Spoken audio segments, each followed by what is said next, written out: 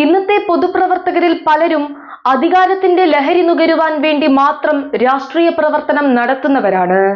ഇതൊന്നും നാടിനെ നന്നാക്കാൻ വേണ്ടിയല്ലെന്ന് നമുക്കെല്ലാം അറിയാം. ഇവിടെ വിഡ്ഢികളാകുന്നത് പൊതുജനമാണ്.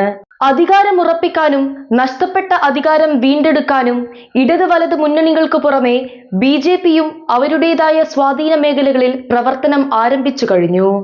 സംസ്ഥാന ഭരണം നടത്തുന്ന LDF അവരുടെ പ്രകടന പത്രികയിൽ പ്രഖ്യാപിച്ച ക്ഷേമ പെൻഷൻ വർദ്ധിപ്പിച്ചും മറ്റ് ആനുകൂല്യങ്ങൾ പ്രഖ്യാപിച്ചും ഇക്കുറി നേരത്തെ തന്നെ തിരഞ്ഞെടുപ്പിന് തിരികൊളുത്തിയിരുന്നു. പക്ഷേ പ്രഖ്യാപനങ്ങളിൽ പലതും തിരഞ്ഞെടുപ്പ് പ്രഹസനങ്ങളാണെന്ന് പറഞ്ഞാണ് UDFും BJPയും ഇതിനെ പ്രതിരോധിക്കുന്നത്. പഞ്ചായത്ത് തിരഞ്ഞെടുപ്പിൽ പാർട്ടികൾക്കല്ല പ്രാധാന്യം, മറിച്ച് വ്യക്തികൾക്കാണ്.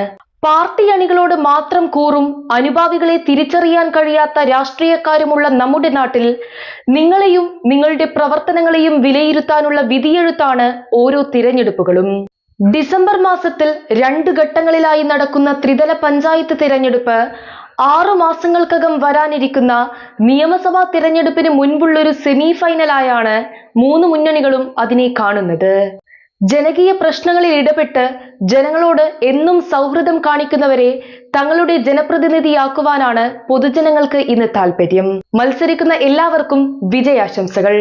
മറ്റൊരു വാർത്താ വിഷയവുമായി നാളെ വീണ്ടും വരാം.